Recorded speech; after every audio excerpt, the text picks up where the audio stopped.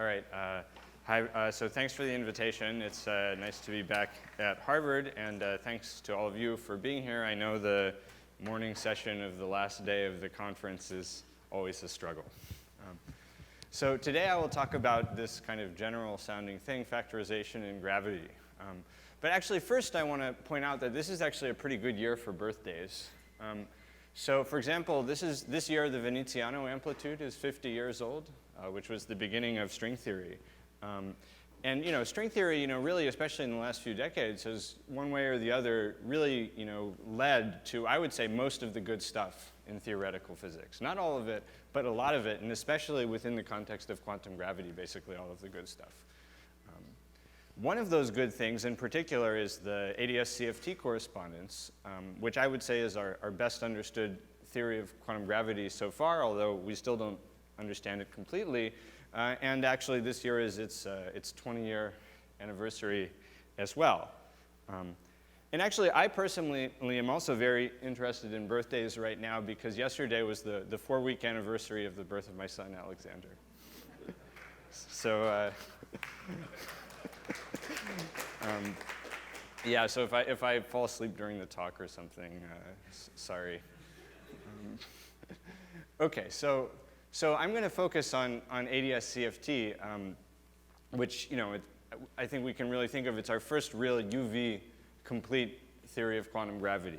You might say the BFSS matrix model was first, but this one we understand much better. And the basic idea is that you say that quantum gravity in the soup, so that's like the sort of interior of this cylinder here, is equal to quantum field theory in the can, which is some quantum field theory living on the boundary of the metal of the can. And this radial direction here that going into the middle of the Escher picture is emergent. It's not something that's manifest in the boundary quantum field theory description of the space-time. On the can? In the can? Well, I don't know. The can is, I think in the can. You can be inside of codimension 1. No, yeah, well, okay, yeah, I guess that's what you mean. Do you mean in the material of the can, or do you mean in what the can is containing?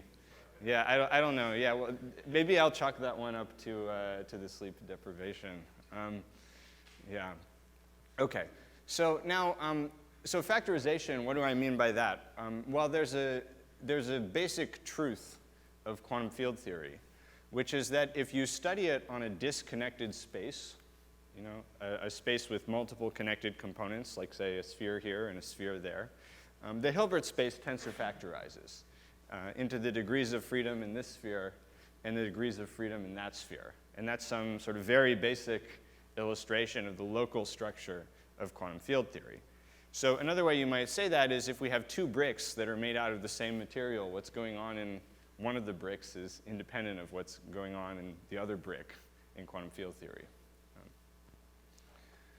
Now, this might seem like so obvious, like why are we even talking about it?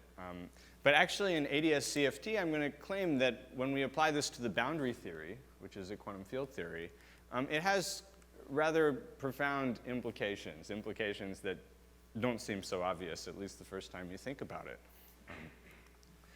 And the reason is because there are configurations where the boundary has multiple components which are disconnected from each other, but they're actually connected through the bulk.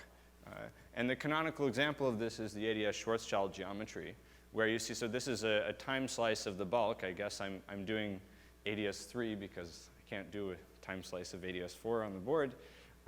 So this is the wormhole, a time slice of the wormhole, and you see that there's only one connected component of this geometry, but if we look at the boundary, it has the circle here and it has the circle there, so it has two disconnected components. And so then this leads to this question, which I guess I would say really goes back to this famous paper of Wan in 2001. How can configurations where the bulk is connected with these two boundaries, how do they fit into this Hilbert space of the two boundary conformal field theories, which are just two independent and non-interacting quantum mechanical systems? Usually we think that if we just have two independent, non-interacting systems, they have nothing to do with each other. And yet now somehow we're drawing this picture where actually you can go from one to the other, at least if you can go faster than light, by walking through the bulk. Okay, now this might seem still a little bit vague, but actually what I'll claim, and this for me at least goes back to a paper I wrote in 2015, is that this trying to sort of square this disconnectedness on the boundary with connectedness in the bulk is actually rather constraining on the structure of quantum gravity in the bulk, at least for quantum gravity that is described by ADS-CFT. So here are some examples. So one thing you can learn from this is that if there are any gauge fields in the bulk, this factorization of the Hilbert space requires there to be states which transform in all representations of the gauge group. So for example, for E and M, it's saying you have all the charges that are allowed by charge quantization, you actually have objects that carry those charges.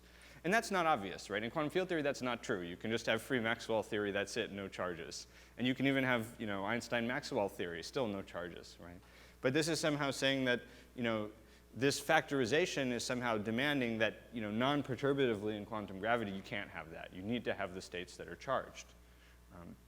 And so I discussed that some in this paper, and then now Hiroshi and I are in the process of writing a paper where we discuss it in a lot more detail.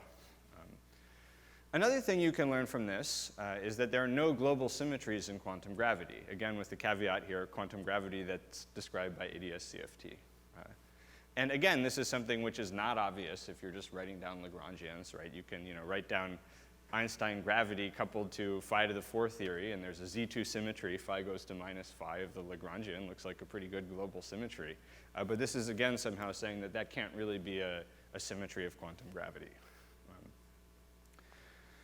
And then another thing that you can learn from this is that, black holes really need to have some huge number of microstate degrees of freedom. So, okay, that maybe isn't too surprising. And moreover, that by changing the state of these microstate degrees of freedom, we can actually change the topology of space-time. And again, I would say this goes back to this paper by Juan, like most things in this field. And then Daniel and the other Cambridge Daniel. Is he around? I don't know if he's actually here. It's probably too early in the morning for him. Yeah, okay. But anyways, so my local collaborator, Daniel Jaffris, wrote a very interesting paper about this last year, and then he and I just put out a paper recently about it. So let me emphasize that none of these results are surprises to people who work in this community. All of these have a long history, going back of order 50 years. Okay, so none of this is like, oh my God, where did this result come from? But I would say that there were not proofs, of these things. So, there were sort of arguments, or we could see in a lot of examples that they seemed to be true. But, somehow I would say this factorization is really giving, at least for me, a more precise window onto these questions. And the basic point is that, because of the gravitational redshift near horizons, this seemingly trivial statement of factorization in the boundary CFD, it's actually telling us about really short distance physics in the bulk near the horizon. And somehow that's how it's able to tell us about non-perturbative quantum gravity, even though it's such a trivial observation. Okay, and so I'm just going to sketch a little bit about how we think about these things. I'm not going to go into the details for any of them for the rest of the talk. Okay, so let's start with this idea about charges in gauge theory, trying to argue you need charge 1 objects, charge 2 objects, and so on. So in any gauge theory, there are interesting non-local operators which you make using Wilson lines. So for example, you can have a Wilson loop. You can have a Wilson line that goes from the boundary to the boundary if you're using the right boundary conditions. Or if you have objects carrying dynamical charge, you can have a Wilson line going from the boundary to one of those, or even a Wilson line that's connecting 2 of them that doesn't talk to the boundary at all. Those are all interesting gauge invariant operators in gauge theory. And so, for example, for U1, the Wilson lines are just labeled by n, the integer charges. Now, the way that factorization comes in is that we can think about Wilson lines that go through a wormhole from one asymptotic boundary to a different asymptotic boundary that's not connected to the first one. These are some gauge invariant operators on the low energy Hilbert space of effective field theory in this background. In the U1 case, you can think of what this Wilson line does is if you act with it on the ADS-Schwarzschild geometry, it creates n units of electric flux going through the wormhole. So it makes it a little bit Reisner-Nordström. Okay? So in equations, that looks like this. You say that, for example, if you take ER, which is I define as the integral of the electric flux through this boundary, and you conjugate the Wilson line by the exponentiated electric flux, then the Wilson line transforms in some representation, which is labeled by the charge that the Wilson line carries. Now, so far this doesn't tell us anything about the existence of dynamical charges, because of course we could just be studying pure Maxwell theory in this background, and you have these operators, and they have this algebra, and there aren't any charges. Okay. But that theory doesn't factorize. So now let's assume factorization. Let's assume that somehow this picture is embedded into a Hilbert space, which is a tensor product of the left CFT and the right CFT. So then, indeed, we have this tensor product, and very importantly, this electric flux operator, well, since it's defined at the right boundary, the basic rules of ADS-CFT tell us that it's an operator that only acts on this right tensor factor. Now, if you look at this equation, then what that means is, well, this ER operator, which is just acting on this right tensor factor, has to be non-trivial. Because if this was just 1, then this equation wouldn't be true, right? For theta not equal to 0. So if we take n equals 1, what this is telling us is that this operator has to be a non-trivial operator for all theta other than the identity, right? Because we get this e to the I n theta here. So if n is 1, then e to the I theta is non-trivial for all theta except for theta equals 0 mod 2 pi. But that is only possible, indeed, if the spectrum of this ER has support on all of the integers. Because, say that ER, say the electric flux on that boundary could only be even. Well, then if we chose theta equal to pi, then we would get 1 here. But actually, here we get minus 1, and so that would be a contradiction. So what that means is that the one boundary Hilbert space needs to have actual states with all possible electromagnetic charges. And we couldn't have learned that without using the factorization. So here's some intuitive picture of how this works. We have this Wilson line that's going from one boundary to the other. And somehow we need to fit that into the tensor product Hilbert space. And so what we can do is, if we have dynamical charges, then we can just cut the Wilson line in the middle, and we can put a plus charge there and a minus charge there. And since we're talking about a Wilson line with charge 1, the guys we put there have to have charge plus and minus 1. Okay, and this argument works for any compact gauge group. That's one of the things Hiroshi and I did. Okay, so that's one example of learning something using factorization. We can also think about this question of global symmetries. So to rule out global symmetries, like for example the Z2 and phi to the 4th theory, we have to do something a little fancier. We have to consider a wormhole with 3 exits instead of 2 exits. Okay. So here we have 3 asymptotic boundaries. So the boundary has 3 disconnected components.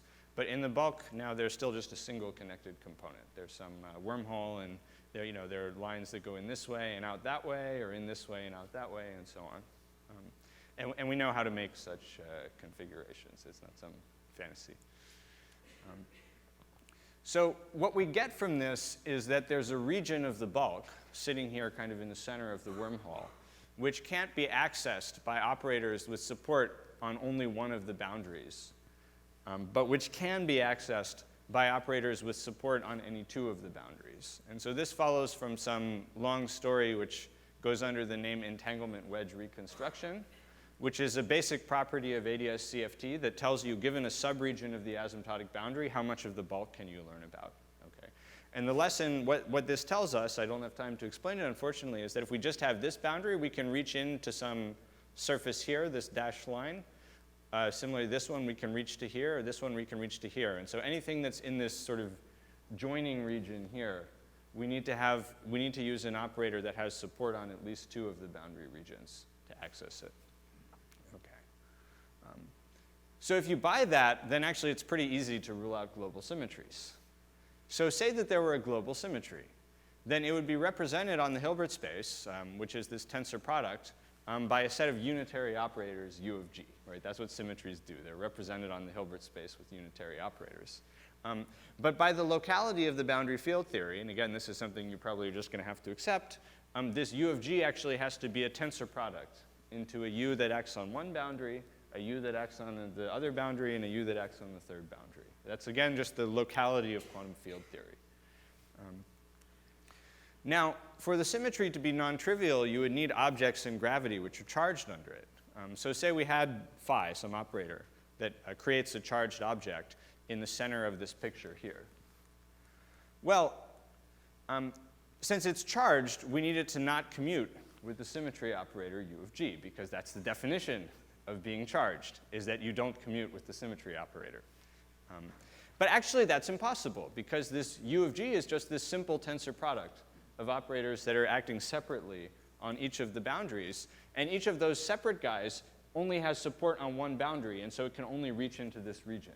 So none of those three pieces of the symmetry operator can reach into this region, and therefore their product can't either, which means actually anything which is supported in here has to commute with the symmetry and therefore has to be neutral, which is a contradiction. So because we assumed that this thing was charged.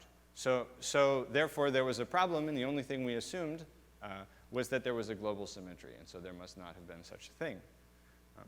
Let me just comment that this argument does not work for gauge symmetries, because a charged object here with a gauge charge has to have a Wilson line attaching it to the boundary, and that Wilson line makes it out into these exterior regions, so it's allowed to not commute with these U's. Okay, so that's another thing we learned from factorization. Now, the last one is a little bit more subtle, and I have to admit that I understand it less well. The results are less precise, but let me still say a little bit about it because I think it's important. So far we've been discussing Yang-Mills theory coupled to gravity, actually just U1 to make life simple. But gravity itself is also a gauge theory. It's diffeomorphism invariant. So in particular, there will be gravitational Wilson lines, which go from one asymptotic boundary through the wormhole to the other asymptotic boundary. And you could ask, can we learn anything from thinking about those gravitational Wilson lines? And in particular, somehow fitting these gravitational Wilson lines into the factorized Hilbert space of ADS CFT should at least plausibly lead to interesting constraints on the theory of quantum gravity in the bulk. So for example, you could ask, what are the degrees of freedom which allow us to cut the gravitational Wilson line to allow the Hilbert space to factorize? Now, whatever these degrees of freedom are, it's clear they're going to be complicated because they lead to equations like this. So if the Hilbert space tensor factorizes, it means every state of the two-sided system, including this one, where there's a wormhole, has to be a sum of products of states which are in the one-boundary Hilbert space. So it means that somehow if we add up a whole bunch of states where the two boundaries are disconnected, we get a state where they're connected. Somehow that tells you that the topology of the space-time is not really a thing that's totally well-defined on this Hilbert space, right? Because say there were a number of connected components operator. And this is something that Daniel, I think, explained very nicely in his paper last year.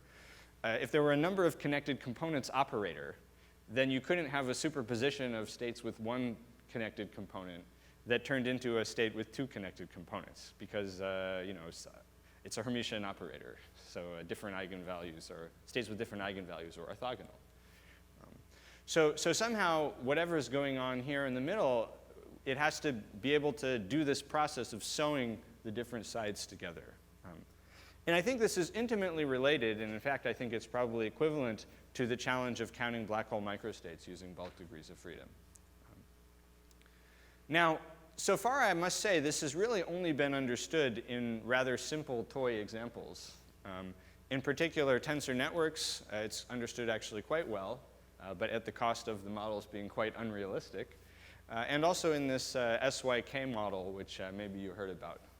So I'll just close now by telling you a little bit about how it works in the latter, in the SYK model. And this is based on my paper with Daniel from 2 months ago or something.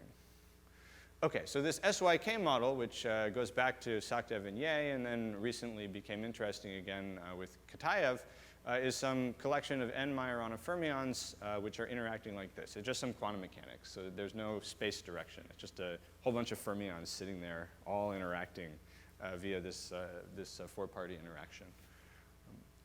So if we study two copies of this model, then at large n, what Kitaev emphasized, and which a lot of other people have been working on in the last few years, is that when n is large, the number of these Majoranas is large, then we expect that this should be dual to a holographic system with two asymptotic boundaries. So there's the pile of fermions here and the pile of fermions there, but somehow there's some emergent connection in the bulk.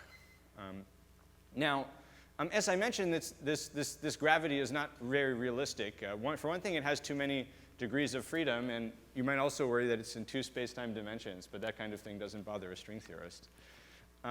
But it does have a sector which looks a lot like ordinary gravity. It's this Jakiv-Teitelbaum gravity, where you just have some scalar field times the Ricci scalar, a +2, where here this is a negative cosmological constant, and I just set the radius to 1 for convenience. And this does have exactly two-sided wormhole solutions that connect these two boundaries. So the quantum mechanical version of this two-boundary gravity theory, if you just study this Jakiv-Teitelbaum gravity, well, it's a very simple quantum mechanics. Basically, you just have the gravitational Wilson line, which I haven't described too explicitly to you, but hopefully it's plausible there's such a thing, and its canonical conjugate, which is the Hamiltonian.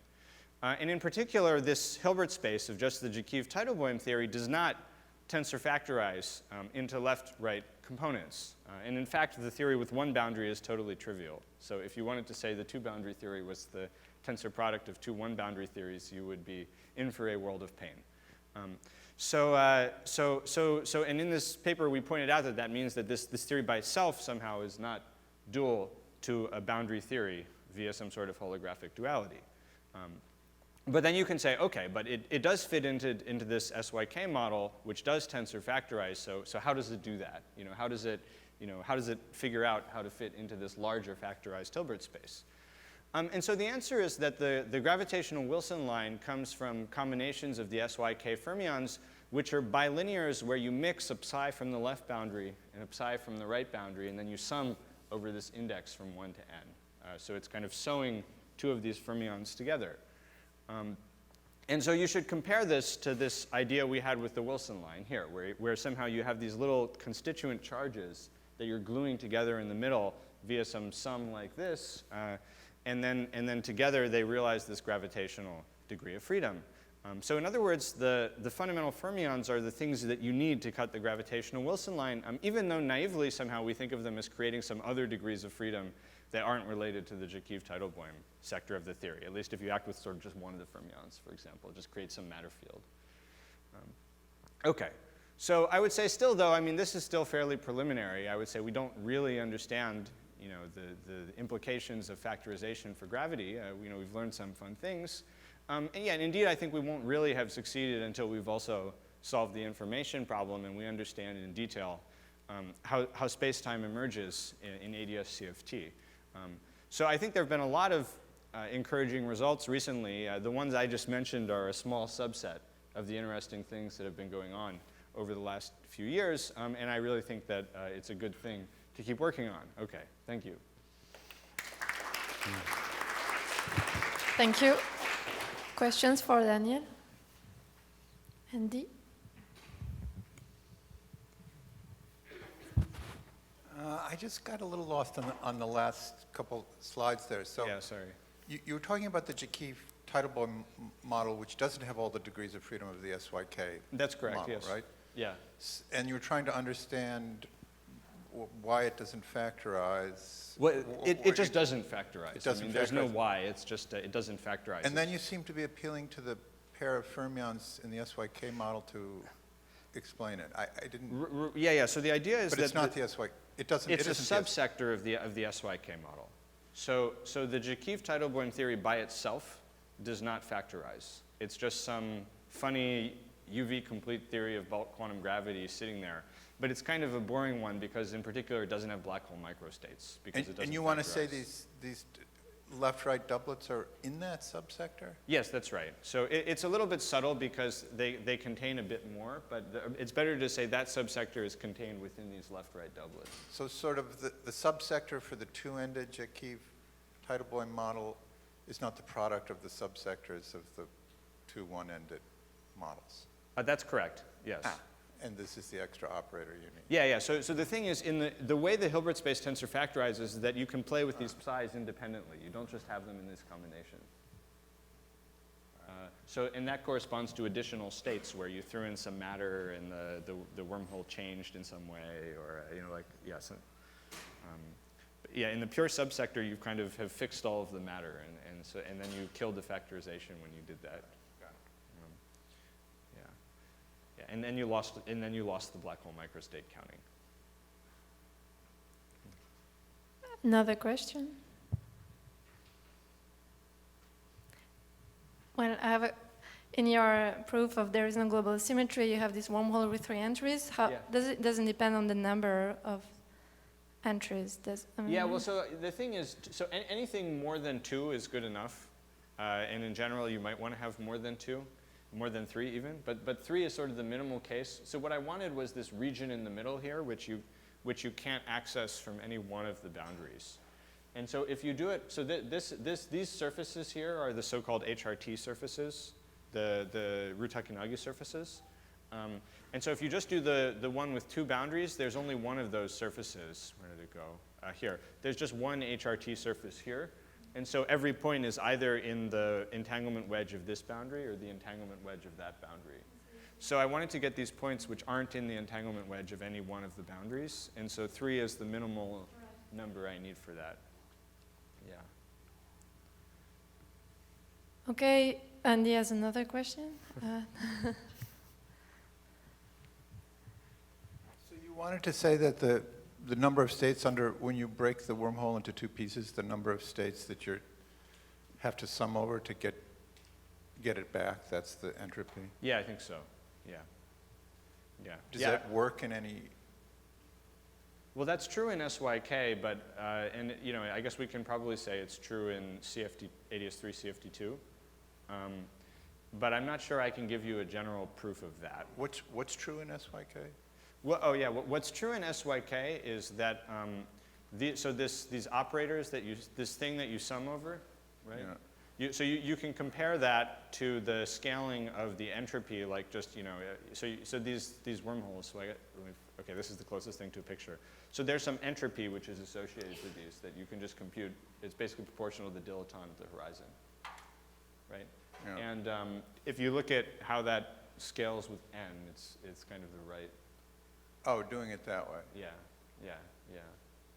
I'm not really saying anything too deep here. It's just it's the statement that somehow you don't get like some subleading power of n or something.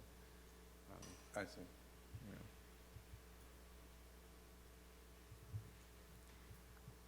Okay, I guess we go for a coffee break now, and let's thank Dan again.